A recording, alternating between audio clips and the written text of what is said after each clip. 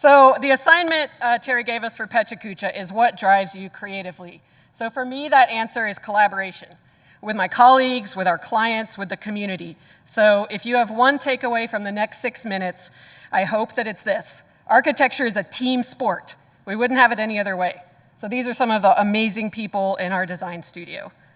And the physical studio is the heart of where we practice. We recently relocated to the refinery, Charleston's hub for creative industry. So being in a community of creatives inspires the energy that feeds our design process. So this is what it looks like in the studio. Huddles and chats and brainstorming. Come visit us sometime. So two of the more formal processes that drive our work are pinups and charrettes, which you see here. So every project gets presented at every stage to the whole office for feedback and discussion. Charrettes mean everyone is literally sitting around the table with markers in hand, building off each other's ideas. We find that any one idea can change the whole trajectory of a project, and our best successes are when there's no one single source of ideas. And why is that important? It's the belief that architecture is not an object, it's about people creating the places for life. So this is James Island Town Hall. Their vision was to create the living room for the town, and designing the building was rooted in that goal. So because architecture is all kind of about people, and we do public work, it's even more important that we take that internal studio collaboration process out of the office and engage our users, our clients, and stakeholders. This looks different for different projects, and you have to take that process to people and ask the right question. So I'm going to share 3 examples, one of which goes pretty far back in the archives, but it's one of my favorite stories. So this was an amazing opportunity to design a new library at Penn Center in Beaufort County. If you haven't been, you need to go. This is an incredible place, and an incredible place for the preservation of Gullah Geechee culture. We worked with Dr. Nicole Green, a cultural anthropologist, to develop a cultural mapping process. So the Gullah community on St. Helena is a complex and rich culture. We passed out disposable cameras and asked people to share pictures of what's important to them, not what the library should look like or what it should have in it, but what matters to their family, their home, and their community. So these are just some of the photos we received back, and we had open mic sessions and invited oral histories. So this is one of the examples. Tremaine is a high school student, and he did this and put stories of his grandfather, who's, you see, sewing the net, and he was the last person in the family that knows how to do that. And Tremaine was really worried about that art being lost. We got photos of the Emancipation Tree, and actually that's Tremaine there crabbing on his boat. Stories about the informal paths across the island. So ultimately, these stories informed the architecture, the woven nautilus of the Gullah Geechee Special Collections, the branching tree-like canopy over the library space. And the reason that people and process drive creativity is when architecture is at its best, it tells a story. It speaks to a place, its community, and identity. So some of those stories we heard were remembrances of community sings at Penn School, where the beat would be kept by stomping the wood floor. So this library meeting room actually has a wood floor up on speakers. So when you step off the stone and onto the floor, you can hear and feel the resonance. So the most rewarding moment was at the grand opening when people walked in and stomped and said, like, "You listened."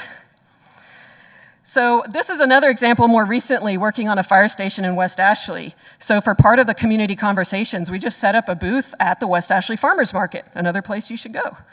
We said, come talk to us about West Ashley architecture and fire stations, and Mayor Tecklenburg was there, obviously, because this fire station was going adjacent to a very sacred site, Memorial Park, which was the location of the Sofa Superstore fire.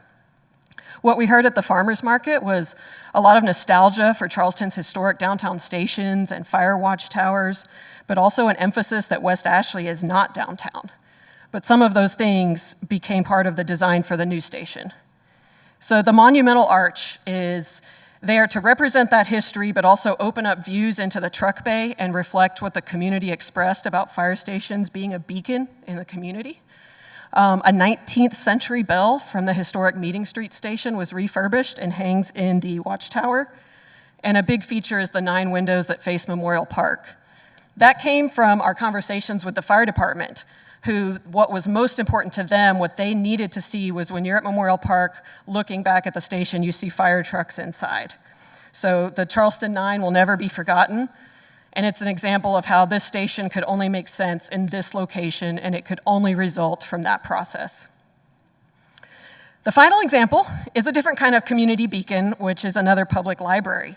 So this was in Columbia in an old Winn-Dixie store, which you see in the yellow outline, just surrounded by pavement, and it's on one of these suburban highways that is kind of nowhere land and it's hard to find.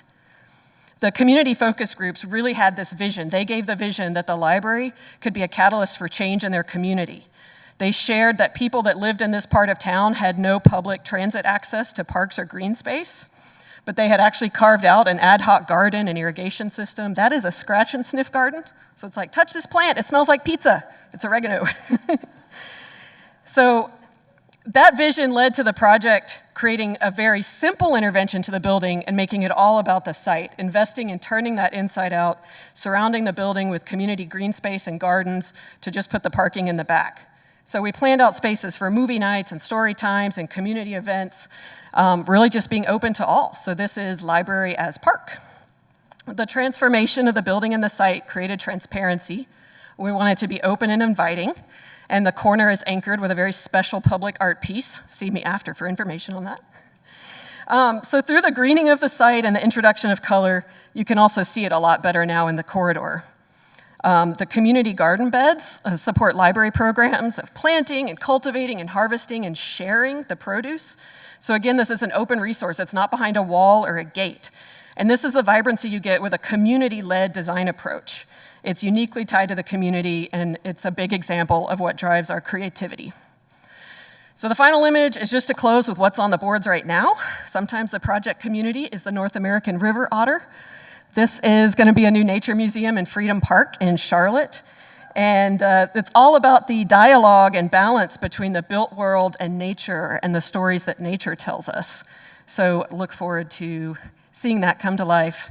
And thank you.